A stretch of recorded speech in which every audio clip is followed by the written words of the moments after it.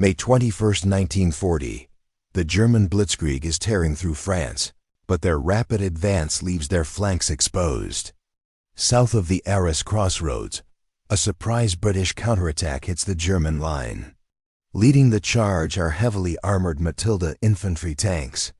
The standard 3.7 cm anti-tank guns deployed by the German army are useless. Their light shells spark and deflect off the thick steel of the advancing British armor. A complete Allied breakthrough looks imminent.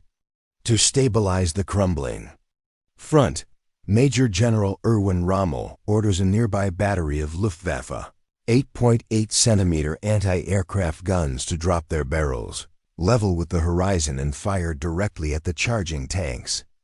The high-velocity rounds easily punch through the British armor, destroying the Matildas from up to 2 kilometers away.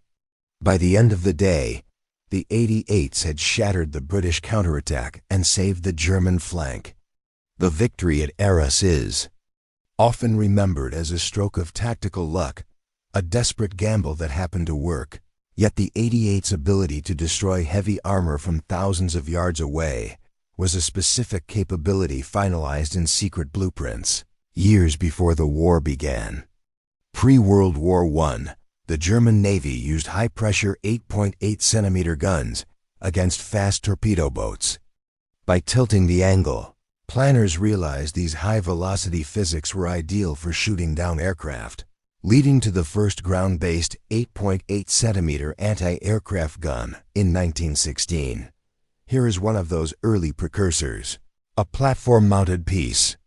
Operated by German soldiers during the final years of the Great War. However, after the war, the Allies gathered to sign the Treaty of Versailles, which strictly prohibited Germany from developing or manufacturing these heavy weapons. To bypass these international restrictions, the German industrial giant Krupp utilized black-budget military funds to secretly purchase a 31% stake in the Swedish armaments firm Bofors. Under this corporate veil, expatriate German engineers spent the 1920s operating in neutral Sweden.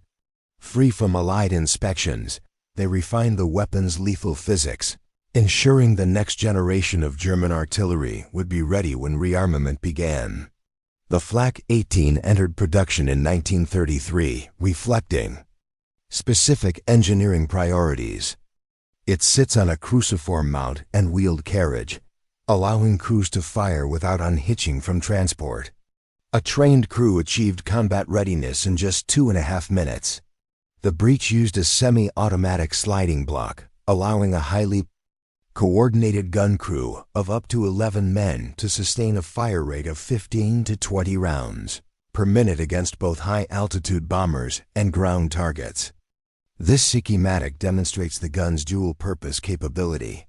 While it could reach 32,000 feet at maximum elevation, the barrel was also engineered to depress to -3 degrees. Combined with armor-piercing ammunition, the gun was physically built for direct ground engagement. The true proving ground for this design was the Spanish Civil War in 1936.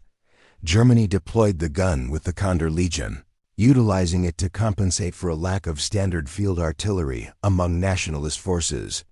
German crews successfully tested high-velocity shells against Soviet-supplied armor like these T-26 light tanks. This solidified its ground attack role before invading France. By the time the British tanks advanced at Arras, the 88 was no longer a specialized air defense tool. It was a deliberately honed multi-role weapon system that had been waiting for heavy armor to cross its path. Throughout the Second World War, the 88 destroyed Allied armor across multiple fronts. It became a legend in North African desert, where it routinely picked off tanks from distances far beyond their own range. These devastating victories were the realization of a calculated design. The weapon was operating exactly as its creators in the 1920s had intended. The success of the dual-purpose flat gun prompted military planners to branch the design into an entirely new, dedicated line of heavy anti-tank cannons. This evolution culminated in the development of the 8.8 cm KWK-36, the main armament of the Tiger I tank. The 88 mm Flak gun defines the intersection of historical lessons and ruthless engineering foresight. The most formidable weapons are rarely born from chance. They are built to meet a target long before the first shot is ever fired.